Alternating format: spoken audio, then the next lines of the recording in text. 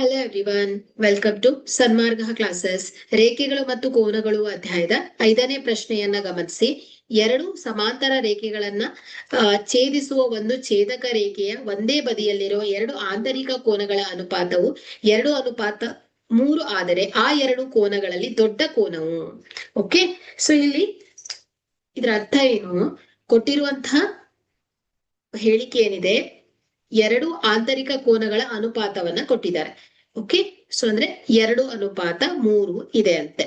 So ಹಾಗಾದ್ರೆ ಇಲ್ಲಿ ಎರಡು ಆಂತರಿಕ ಕೋನಗಳ ಅನುಪಾತ ಏನಿದೆ 2:3 ಇದೆ. ಸೊ ಇಲ್ಲಿ ಎರಡು ಕೋನಗಳನ್ನ ನಾವು 2x ಮತ್ತು 3x ಅಂತ ಇಟ್ಕೊಳ್ಳೋಣ. So 2x 3x. ಸೊ ಇಲ್ಲಿ ಆಂತರಿಕ ಕೋನಗಳ ಮೊತ್ತ ಏನಾಗುತ್ತೆ ಹೇಳಿ, ಯಾವಾಗ್ಲೂ 180 ಡಿಗ್ರಿ ಆಗಿರುತ್ತೆ. ಸೊ ಹಾಗಾಗಿ 2x + 3x = ಏನ್ ಹೇಳಿ, 180 ಡಿಗ್ರಿ. ಸೊ ಇಲ್ಲಿ 2x + 3x ಅಂದ್ರೆ 5x = 180 degree. So x = 180 divided by 5. So 5 1 5, 5 3 15, so 5 6 30. So x = 36 degree ಬರ್ತಾ ಇದೆ.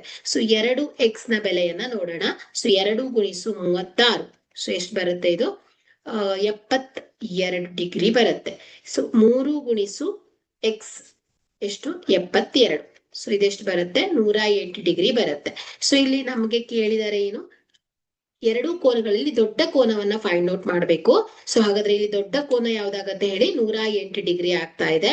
ಹಾಗಾದ್ರೆ ಕೊಟ್ಟಿರುವಂತ ಆಯ್ಕೆಯಲ್ಲಿ ಸಿ ಸರಿಯಾದ ಆಯ್ಕೆ ಆಗುತ್ತೆ. Okay, thank you.